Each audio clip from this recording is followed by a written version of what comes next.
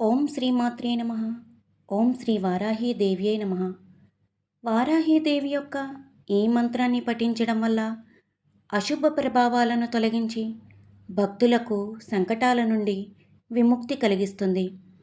వారాహీదేవి యొక్క అనుగ్రహం ద్వారా ఆత్మవిశ్వాసం మరియు సంరక్షణ లభిస్తాయి.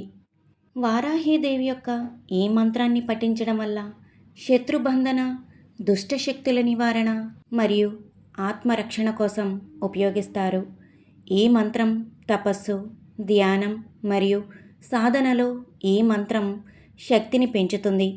విద్యార్థులు, వ్యాపారులు మరియు ఆధ్యాత్మిక సాధకులు ఈ మంత్రాన్ని విజయం సాధించేందుకు జపిస్తారు. ఈ మంత్రం వల్ల మీకు కష్టం అనేది దరి చేరకుండా తల్లి ఎప్పుడూ రక్షణ కవచంలో ఉండి రక్షిస్తుంది. మనసులోని కోరిక తీరలేదు అనేవారు ఎవరు ఉండరు. అంతటి మహిమాన్వితమైన శ్రీ వారాహి అమ్మవారి యొక్క ఈ మంత్రాన్ని మనసు పెట్టి చేస్తే మనసులోని కోరిక నెరవేరుతుంది. కష్టం అనేది తొలగిపోతుంది. ఇష్టమైనది ఏదైనా మీకు దొరుకుతుంది. అయితే వారాహీదేవి రాత్రి సమయములందు పూజలు అందుకునే మాత. ఈ మంత్రాన్ని మీరు రాత్రి పడుకునే ముందు 10 గంటల నుండి 2 గంటల మధ్యలో వారాహి అమ్మవారి యొక్క మంత్రాన్ని జపించండి. మీ కోరిక నెరవేరుతుంది. ఈ మంత్రాన్ని 108 సార్లు లేదా 21 సార్లు పఠించిన తల్లి అనుగ్రహం అతి శీఘ్రంగా కలుగుతుంది. ఓం ఖేం ఖేం ఖం గ్రసీం అఘోర మృత్యుస్వరూపే ఖేం ఖేం ఖం గ్ర సోం కాలమృత్యుస్వరూపే ఖేం ఖేం ఖం గ్రసౌ రం రం కిరాతవారాహి హూం ఫట్ స్వాహా. ఓం ఖేం ఖేం ఖం గ్రసీం అఘోర మృత్యుస్వరూపే ఖేం ఖేం ఖం గ్ర సోం కాలమృత్యుస్వరూపే ఖేం ఖేం ఖం గ్రసౌ రం రం కిరాతవారాహి హూం ఫట్ స్వాహా. ఓం ఖేం ఖేం ఖం గ్రసీం అఘోర మృత్యుస్వరూపే ఖేం ఖేం ఖం గ్ర సోం కాలమృత్యుస్వరూపే ఖేం ఖేం ఖం గ్రసౌ రం రం కిరాతవారాహి హూం ఫట్ స్వాహా. ఓం ఖేం ఖేం ఖం గ్రసీం అఘోర మృత్యుస్వరూపే ఖేం ఖేం ఖం గ్ర సోం కాలమృత్యుస్వరూపే ఖేం ఖేం ఖం గ్రసౌ రం రం కిరాతవారాహి హూం ఫట్ స్వాహా. ఓం ఖేం ఖేం ఖం గ్రసీం అఘోర మృత్యుస్వరూపే ఖేం ఖేం ఖం గ్ర సోం కాలమృత్యుస్వరూపే ఖేం ఖేం ఖం గ్రసౌ రం రం కిరాతవారాహి హూం ఫట్ స్వాహా.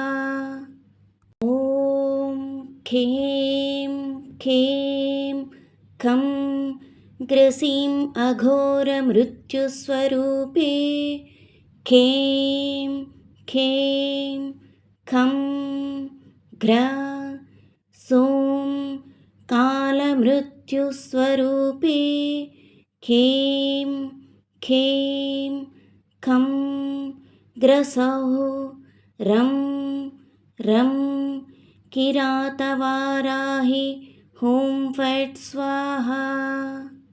ॐ खें खें खं ग्रसीं अघोरमृत्युस्वरूपे खें खें खं घ्र सौं कालमृत्युस्वरूपे खें खें खं ग्रसौः रं रं किरातवाराहि हुं फट् स्वाहा। ॐ खें खें खं ग्रसीं अघोरमृत्युस्वरूपे खें खें खं घ्र सौं कालमृत्युस्वरूपे खें खें खं ग्रसौः रं रं किरातवाराहि हुं फट् स्वाहा।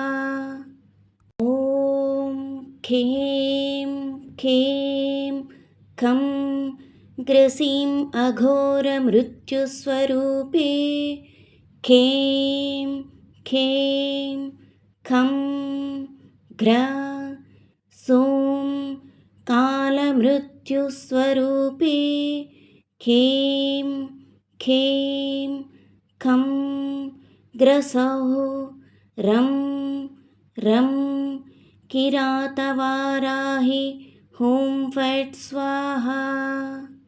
ॐ खें खें खं ग्रसीं अघोरमृत्युस्वरूपे खें खें खं घ्र सौं कालमृत्युस्वरूपे खें खें खं ग्रसौः रं रं किरातवाराहि हुं फट् स्वाहा।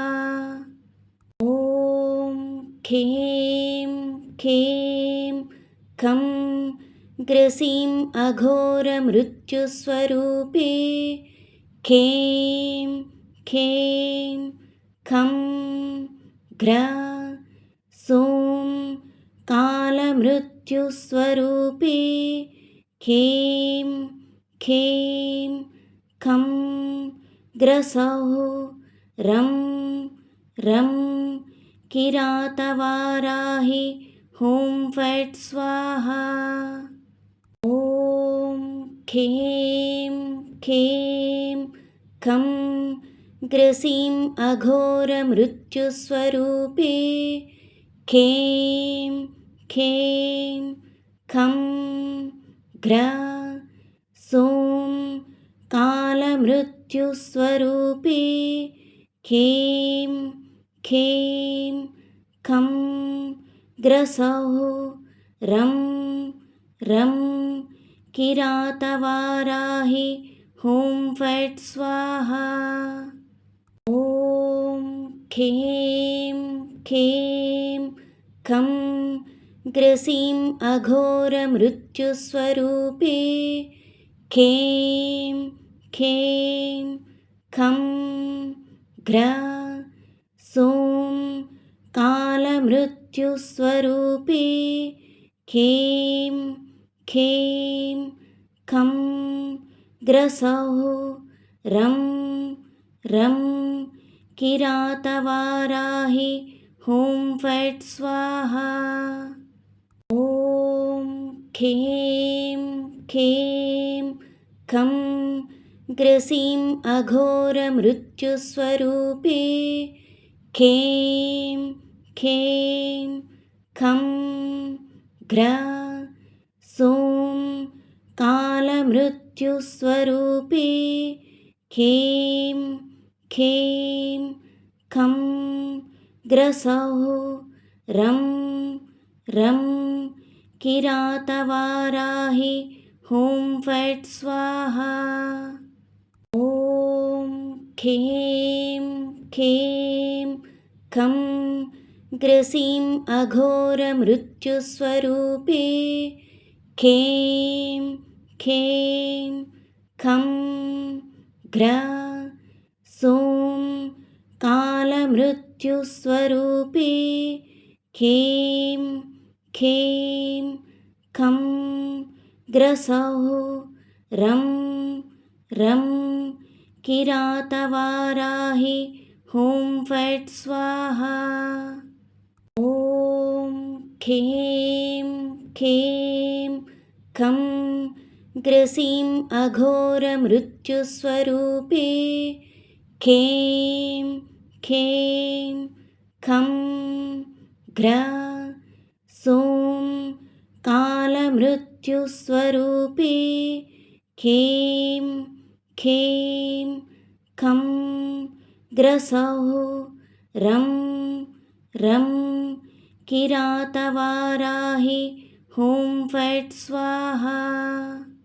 ॐ खें खें खं ग्रसीं अघोरमृत्युस्वरूपे खें खें खं ग्र सौं कालमृत्युस्वरूपे खें खें खं ग्रसौः रं रं किरातवाराहि हुं फट् स्वाहा। ॐ खें खें खं ग्रसीं अघोरमृत्युस्वरूपे खें खें खं ग्र सौं कालमृत्युस्वरूपे खें खें खं ग्रसौः रं रं किरातवाराहि हुं फट् स्वाहा। ॐ खें खें खं ग्रसीं अघोरमृत्युस्वरूपे खें खें खं ग्र सौं कालमृत्युस्वरूपे खें खें खं ग्रसौः रं रं किरातवाराहि हुं फट् स्वाहा। ॐ खें खें खं ग्रसीं अघोरमृत्युस्वरूपे खें खें खं ग्र सौं कालमृत्युस्वरूपे खें खें खं ग्रसौः रं रं किरातवाराहि हुं फट् स्वाहा।